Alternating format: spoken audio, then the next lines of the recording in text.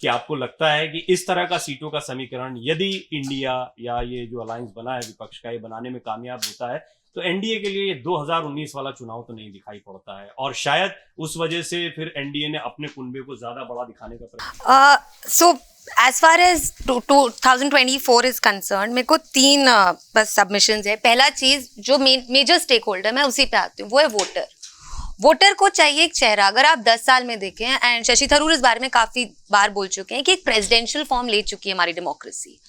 कौन होगा अगर मैं आज हाथी पे मोहर लगाऊंगी, साइकिल पे लगाऊंगी, कौन है जो इस देश का नेतृत्व करेगा?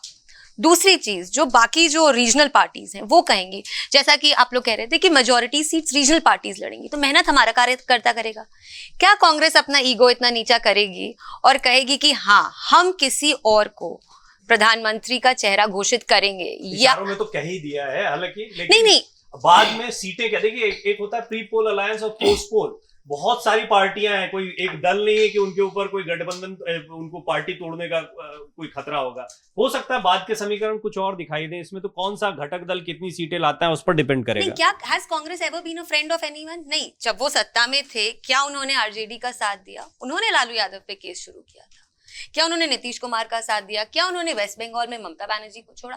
कांग्रेस हैज यूपीए 1 यूपीए 2 ये जो चली सक्सेसफुल सरकारें, और उसके बाद क्या हुआ जब यूपीए 2 ढही तो वही जो उन्होंने किया उसकी वजह से आई डोंट थिंक ये जो सर कह रहे थे कि ये दुश्मनी को निभाने का जो पहला स्टेप है, मुझे अभी थोड़ा डाउट है उस पे कि क्या। देखिए आप जो बात कह रही हैं उसका एक बहुत बड़ा एग्जांपल है। नो डाउट प्रधानमंत्री मोदी का जो चेहरा है, जो उनका व्यक्तित्व बनकर आया, जो उनका एक करिश्मा, एक जादू देखने को मिलता है, वो अनमैच्ड है, उसको कोई मैच नहीं कर सकता, इसमें कोई संदेह नहीं है। लेकिन जब आप गठबंधन की राजनीति की बात करते हैं तो यूपीए 1 का जब प्रयोग शुरू हुआ तो सोनिया गांधी कन्वीनर होकर उनके चेहरे पर कोई वोट कर देगा, वो संयोजक बन जाएंगी, ये कोई नहीं मानता था। लेकिन यूपीए 1 के बाद यूपीए 2 भी सक्सेसफुली आया। प्रधानमंत्री डॉक्टर मनमोहन सिंह का चेहरा, पूर्व प्रधानमंत्री का चेहरा इतना बड़ा चेहरा है कि उनके चेहरे पर वोट मिल जाएगा, कोई नहीं मानता था, लेकिन दोबारा सत्ता में आ गए।